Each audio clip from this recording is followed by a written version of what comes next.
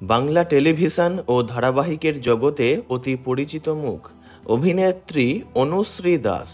বিভিন্ন ধারাবাহিকে মা, শাশুড়ি এই জাতীয় বয়োজ্যেষ্ঠ ভূমিকাতেই দেখা যায় তাঁকে।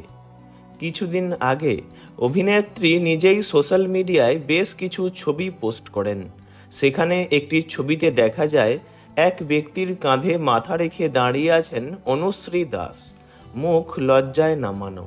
এই ছবির সাথে একটি রোমান্টিক গানও তিনি জুড়ে দিয়েছেন।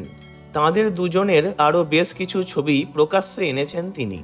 সেই দেখেই অনেকেরই মনে প্রশ্ন জাগছে, অভিনেত্রী কি নতুন কোনো সম্পর্কে জড়িয়েছেন, প্রেমে পড়েছেন কারো, নাকি এটা কেবলই বন্ধুত্ব? না, অভিনেত্রীর তরফে এই বিষয়ে কিছুই খোলসা করে বলা হয়নি। তবে তাঁর এক ঘনিষ্ঠ সূত্রের তরফে জানানো হয়েছে তাঁদের সম্পর্ক আর বন্ধুত্বে আবদ্ধ নেই, বরং প্রেম করছেন তাঁরা। সেই ব্যক্তি জানিয়েছেন, অনুশ্রী যাকে মন দিয়েছেন তার নাম প্রদীপ্ত রায়। তিনি একটি রেস্তোরাঁর মালিক, আবার পেশায় গ্রাফিক ডিজাইনারও বটে। প্রদীপ্ত অনুশ্রীকে নাকি চোখে হারান রীতিমতো, আগলে রাখেন ভীষণ। আগামীতে নাকি তাঁরা 7 পাকে বাঁধাও পড়তে পারেন। যদিও অনুশ্রী দাস এই প্রেমের গুঞ্জন উড়িয়ে দিয়েছেন। তিনি জানান, কোথাও কি আমি বলেছি যে আমি প্রেমে পড়েছি, বিয়ে করছি? তিনি সাফ জানিয়ে দেন যে যদি তিনি বিয়ে করেন তাহলে সেটা সবাই জানবেন।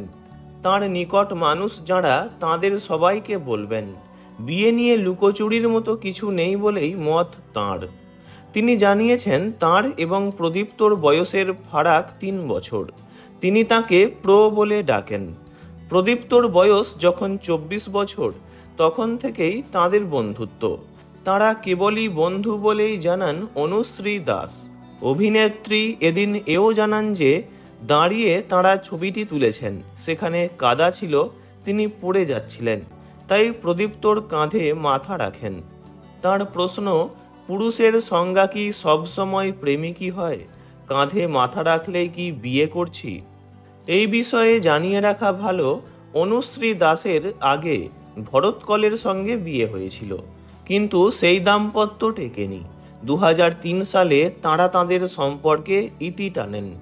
এরপর ভরত কল 2015 সালে বিয়ে করেন অভিনেত্রী জয়শ্রী মুখোপাধ্যায়কে। এতদিন একাই ছিলেন অনুশ্রী। এবার জানা গেল তাঁর এই নতুন সম্পর্কের কথা।